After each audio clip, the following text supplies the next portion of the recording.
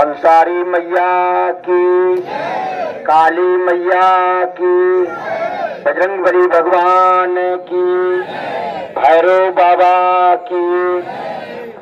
आज इस नगर पंचायत के विस्तार हुए गांव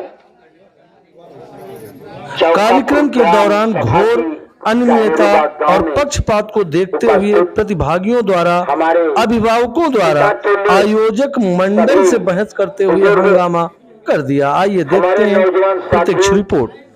हमारी माताएं बहनें, नन्हे मुन्ने बच्चे, सभी लोगों को हमारी तरफ से हाथ जोड़कर, चरण छूकर वंदन, अभिनंदन, सादर प्रणाम।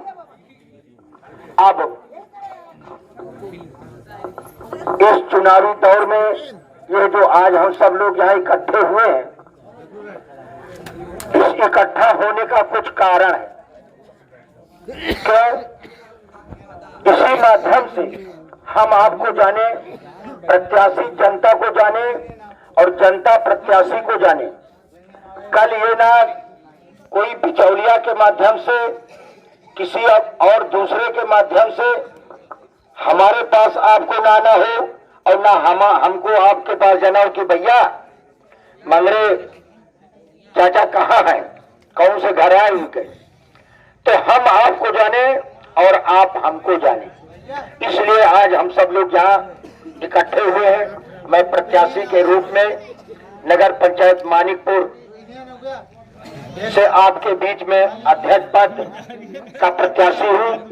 जैसा अभी और तमाम बातें हम आप सबको बताएंगे, क्या अच्छा है क्या बुरा है। हम अपने लिए नहीं कहेंगे कि कभी आप हमको मतदान दे, वोट दे या चेयरमैन बनाए।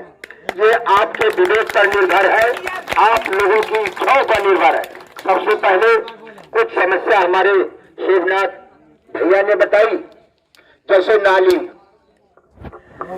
मैंने 5 साल इससे पहले मैं नगर पंचायत मानिकपुर में था, 80-90%, 100 में से 90, जिसको परसेंटेज कहा जाता है, 100 में से 90% मैंने नगर पंचायत में जितना भी सफेदी इंटरलॉकिंग की रोड है वो फौजी की है।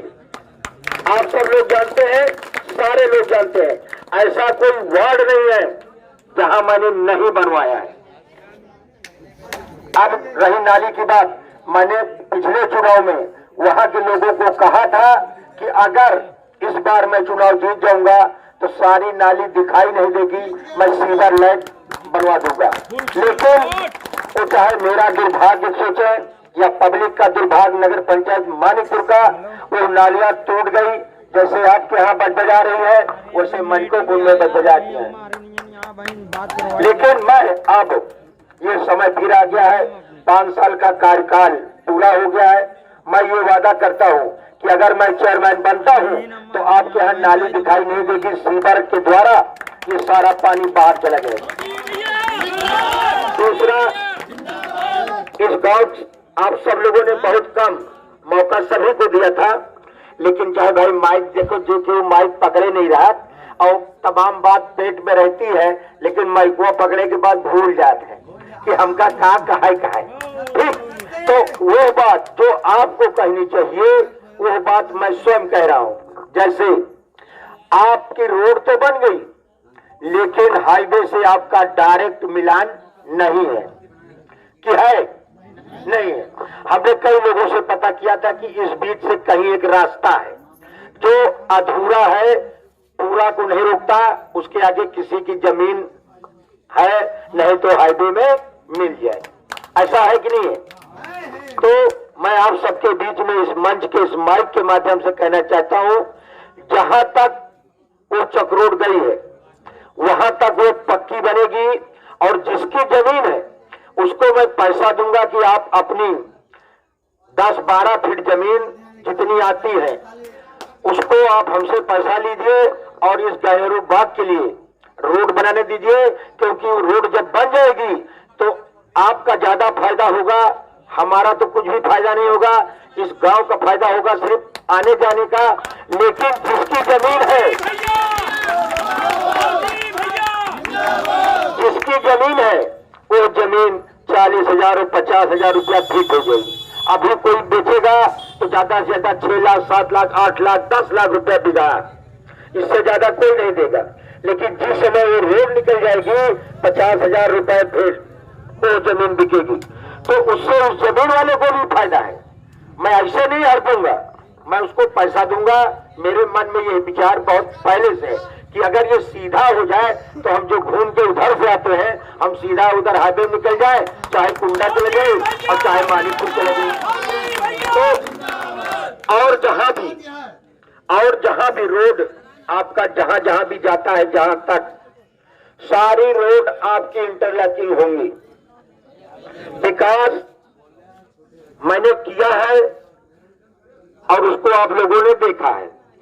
ऐसे तो सब कहीं हम हो बनवा दे, लेकिन जब आप 1882 से नहीं बनवा पाए, जो 5 साल हमने बनाया उसकी रिपेयरिंग नहीं बना पाए।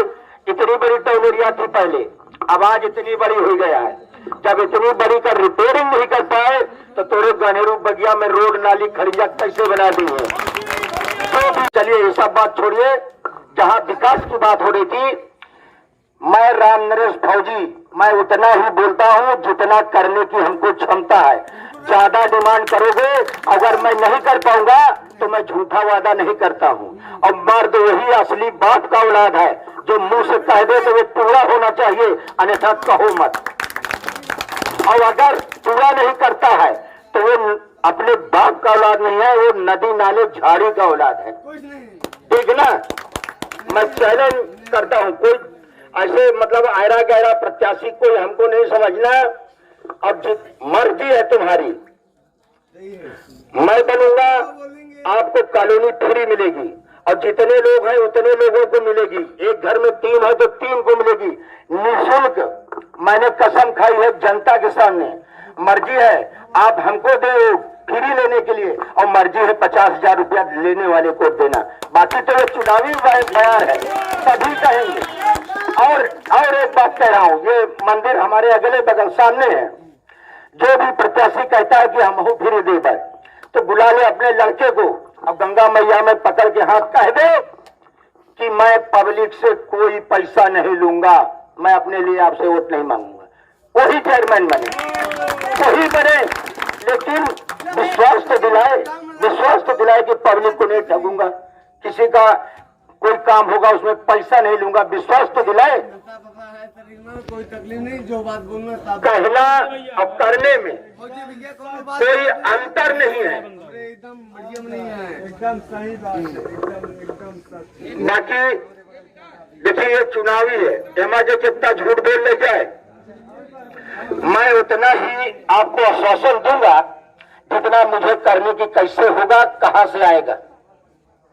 एक आप ही के जीवन का सवाल है। आप इतना देखते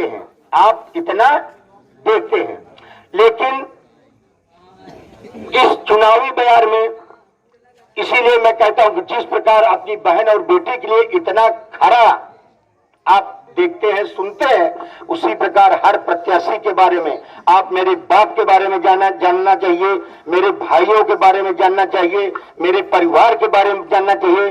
कहीं ये लोग किसी गरीब को सताए तो नहीं है, कभी किसी की जमीन तो नहीं हड़प लिया है, कहीं थाने में दलाली तो नहीं किया है, किसी प्रकार की उजड्डाई या दबंगाई तो नहीं है। अगर उसके बाद आपको समझ में आता है तब आप वोट दीजिएगा, अन्यथा आप वोट कतई नहीं दीजिएगा। और अगर देंगे, इतना